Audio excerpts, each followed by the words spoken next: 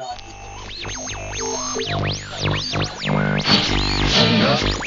King Cam Booth, 100 proof. I'm gonna rewrite and see if we can get through this quick chapter here on this song.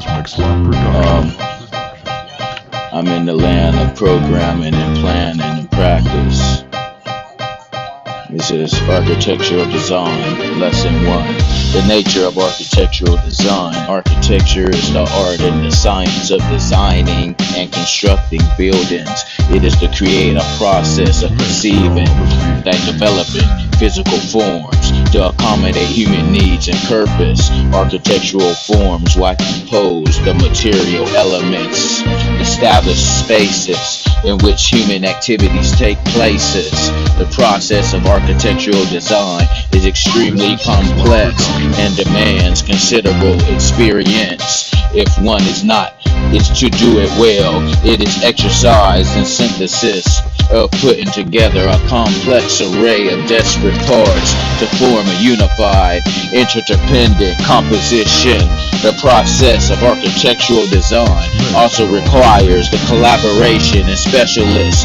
No one person can possibly know all that must know in order to design a building. Thus, one of the chief functions of an architect is to coordinate a team of specialists who together create a design. Nevertheless, it is still necessary to have the central design concept at this, an idea for a physical design solution which addresses the design problem fully and correctly.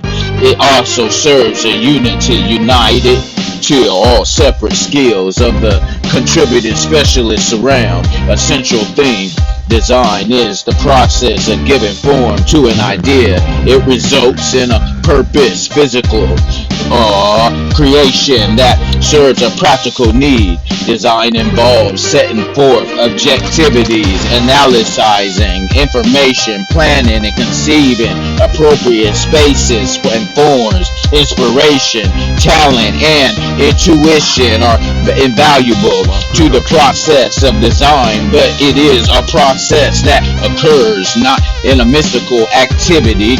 Thus, as a process, it can be analyzed and comprehended by an understanding of specific functional requirements with properly development skills and sufficient experiences. One should be able to solve any design problem. Obviously, the degree of skills needed for a simple design exercise is far less than a high complex one. Small factory is easily to design than a large hospital. We see, man, the difference between the ability to design and the ability to design well is the distinction that elevates a mere construction to architecture. When design is particularly well done, we may say that where elements of the art has transcended the rational design solution.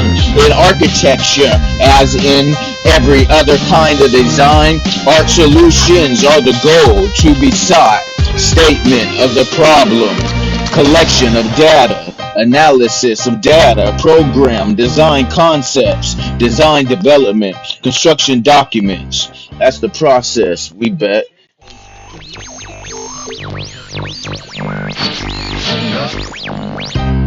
The process of design also involves an understanding of functional problems, which requires a physical solution. Without an understanding of the problem, no satisfactory solution is ever possible. The more we know about the problem, the better we design the solution should be. Functional problems are very complex. Each element of the problem may itself be intricate. In problem C, challenging the designer's ability to deal with it. Thus, the design must seek expert technical advice, probably in several areas, and assimilate the service, the advice into a design solution. Problems have been increasing the number of complexity and have also been changing at a rapid pace. Social, cultural, and industrial patterns are in almost constant transition.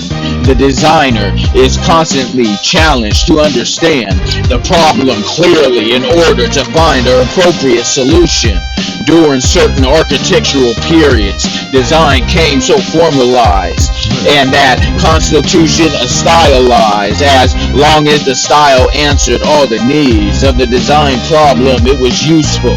But when needs changed, those styles became obsolete or even burdensome and more useful in architecture to rely on methods than a style of methodical approach to design examines the problem and the resources and the techniques available to then seek a physical solution to the design. So-called traditional designs involve the highly used, widely accepted style of designing development in the past.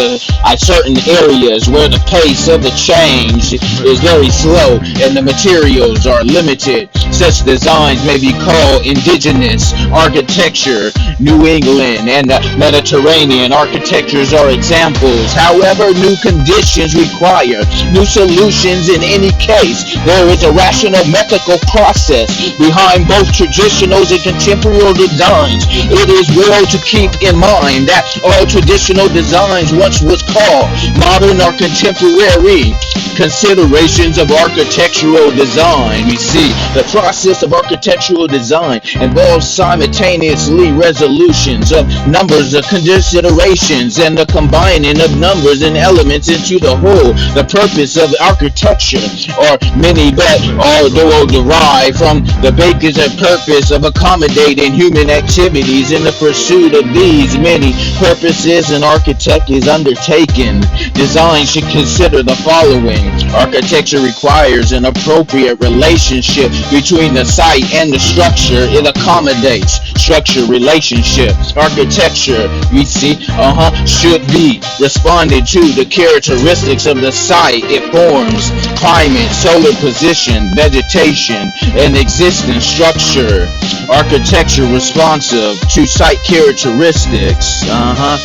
Architecture should be in the landscape so as to be well seen. Conversely, views of surrounding landscape should be